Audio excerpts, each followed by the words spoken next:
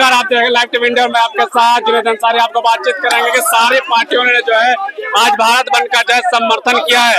हमारे सामने जो पीछे आप देखते हैं समाजवादी पार्टी ने भी जो है इस बंद का समर्थन किया। तमाम लोग यहाँ पे सड़कों पर करके बातचीत करेंगे। तो क्या कहेंगे, क्यों आगे सड़क पे? आज आप देख रहे हैं दलितों के साथ, पिछड़ों के साथ कहीं न कहीं भारतीय जनता पार्टी छल करने का काम करती आई है। आरक्षण के विरोध में हमेशा से भारतीय जनता पार्टी ने अपना काम करने का काम करा है। आज उसी के विरोध में हम जो है जितने भी संगठन और जितने भी दलित संगठन हम उनके साथ खड़े हैं और हमारी समाजवादी पार्टी ने दलितों के साथ, पिछड़ों के साथ हमेशा साथ देने का काम करा है और हम सब लोग उनके साथ कांधे से कांधा मिलाकर आरक्षण बचाने का काम करेंगे। आरक्षण खत्म करने का आरोप लगा रहे हैं आप लोग, लेकिन सरकार तो कह रही है आरक्षण खत्म हुआ ही नहीं है, क्रीमी लेयर में लाया गया। क्रीमी लेयर जो है ये सिर्फ एक ढकोसला है, ये आरक्षण खत्म करने की एक चाल है और हमेशा भारतीय जनता पार्टी इस काम को करने का काम करती रही है।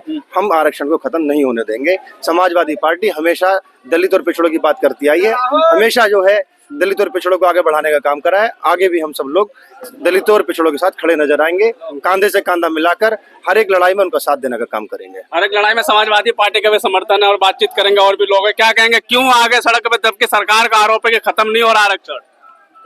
आज आप देख रहे हैं कि भारतीय जनता पार्टी की जो नीतियां हैं वो दलित, वंचित और शोषित समाज के इतने खिलाफ हो चुकी हैं कि वह आरक्षण को खत्म करना चाहते हैं।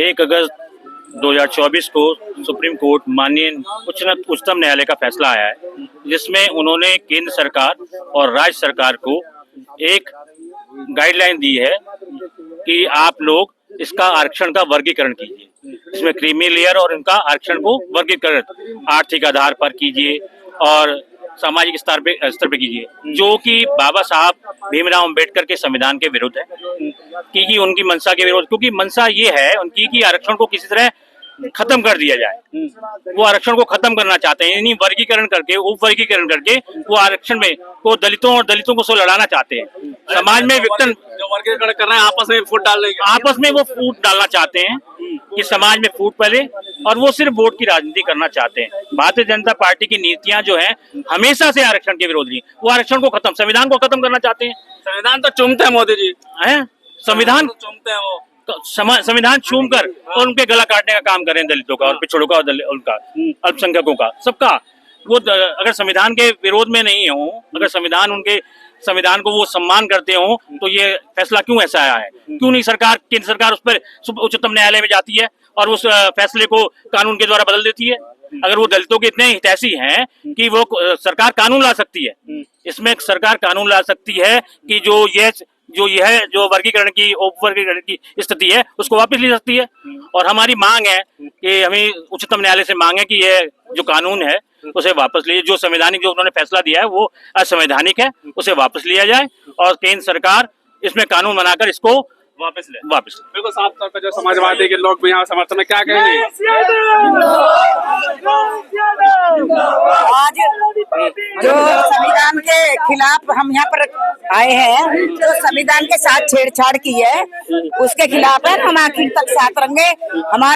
हमारी पार्टी, समाजवादी पार्टी, माननीय राष्ट्रीय अखिलेश यादव जी हमेशा दलितों को, हमारे पार्टी ने जो हमेशा गरीबों का साथ दिया है, इसीलिए आज हम अब भी साथ हैं। क्यों नहीं जाके कोर्ट में और संविधान बना के क्यों नहीं बदल देते हैं? उस दिन से गाए जा रहे हैं ये कि हम साथ है। क्या साथ है?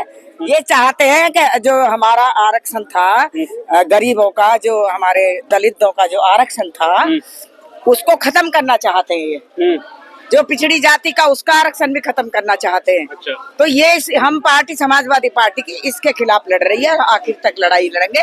महिलाओं के साथ छेड़छाड़ आए दिन हो रही है। आप देखते हैं गाजियाबाद में भी अभी नंदग्राम में एक लड़की का बलात्कार हुआ। 3 साल की लड़की थी, वो मार के उसका बलात्कार करके और घेर दे जंगल में और कह दिया कि जानवर खा गए, जबकि उसके नाखूनों के भी निशान है। ये तो इनको संगवाया नहीं जाता और ये हमारे संविधान के साथ जो छेड़छाड़ कर रहे हैं, हम इसका लास्ट तक विरोध करेंगे।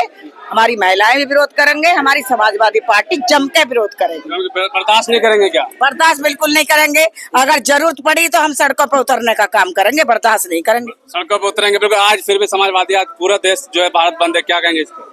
इस सरकार के सारे डिसीजन मुझे ये समझ नहीं आता धर्म को या जाति को लेकर क्यों होते हैं। आरक्षण खत्म करो या मुसलमानों का ये करो या उनका ये करो उनका वो करो, इनका कोई भी डिसीजन एजुकेशन के लिए क्यों नहीं होता, रोजगार के लिए क्यों नहीं होता, डेवलपमेंट के लिए क्यों नहीं होता, इसका कोई जवाब दे सकता है।